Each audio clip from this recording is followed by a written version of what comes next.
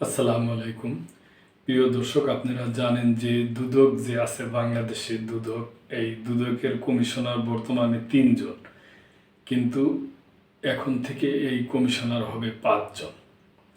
দুদক commissioner হবেন ৫ জন। এখন থেকে দুর্নীতি দমন কমিশনের দুদক কমিশনার হবেন ৫ জন। বর্তমানে আছেন ৩ জন। দুদক সংস্কার কমিশনের সুপারিশ অনুযায়ী ৫ সদস্যের কমিশন গঠন সহ অন্যান্য সুপারিশ বাস্তবায়নে অধ্যাদেশ জারি করা হয়েছে। গত মঙ্গলবার রাষ্ট্রপতির আদেশক্রমে আইন মন্ত্রণালয়ের লেজিসলেটিভ ও সংসদ বিষয়ক বিভাগ থেকে এ অধ্যাদেশ জারি করা হয়। সরকারি সূত্রে এ খবর জানা গেছে।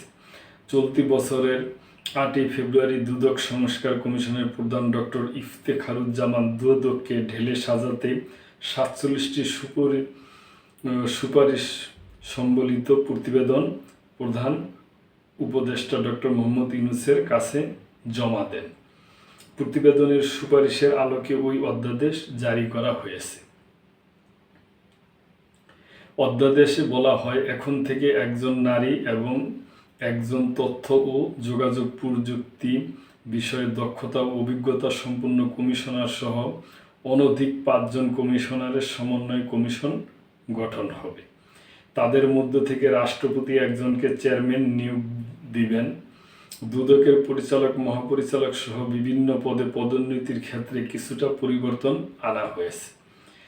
অধ্যাদেশের চেয়ারম্যান সহ ৫ কমিশনার নিয়োগের বিষয়ে ২০০৪ সালের ৫ নম্বর আইনের ৫ নম্বর ধারা সংশোধন করা হয়।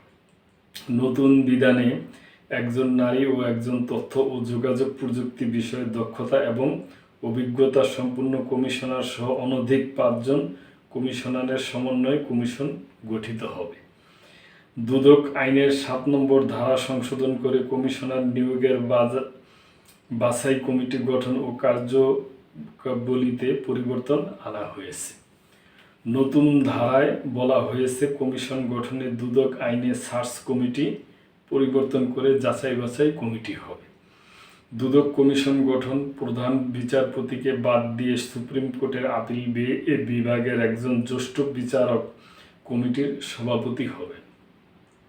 কমিটির সদস্য হিসাবে প্রধান বিচারপতির মনোনীত সুপ্রিম কোর্টের হাইকোর্ট বিভাগের একজন বিচারক, বাংলাদেশের মহাহিসাব নিরীক্ষক ও নিয়ন্ত্রক, বাংলাদেশ সরকারি কর্ম কমিশনের চেয়ারম্যান এবং সরকারি দল ও প্রধান বিরোধী দলের মতামতের ভিত্তিতে জাতীয় সংসদের স্পিকারের মনোনীত দুজন সদস্য, একজন সরকারি দলীয়, অন্যজন বিরোধী দলীয় থাকবেন। তবে শর্ত থাকে, জাতীয় সংসদ ভেঙে গেলে বাছাই কমিটি সংসদ ছাড়াই গঠন করা যাবে।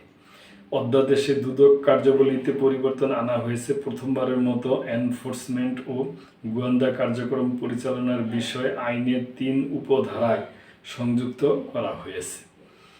আগে বিধিতে সংযুক্ত করে এই কার্যক্রম পরিচালনা করা হতো।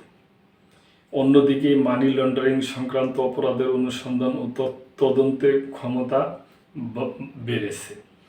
সংশোধিত ২০০৪ সালের ৫ নম্বর আইনের তফসিল সংশোধন করে দুদকের ক্ষমতা বাড়ানো হয়েছে। অধ্যাদেশের আইন তফসিলের দফা অনুসারে মানি লন্ডারিং প্রতিরোধ আইন ২০১২ এর অধীন ঘুষ ও দুর্নীতি, দলিল দস্তাবেজ জালকরণ, প্রতারণা, জালিয়াতি, দেশি ও বিদেশি মুদ্রা পাচার, চেয়ারম্যান চোরাচালান ও শুল্ক সংক্রান্ত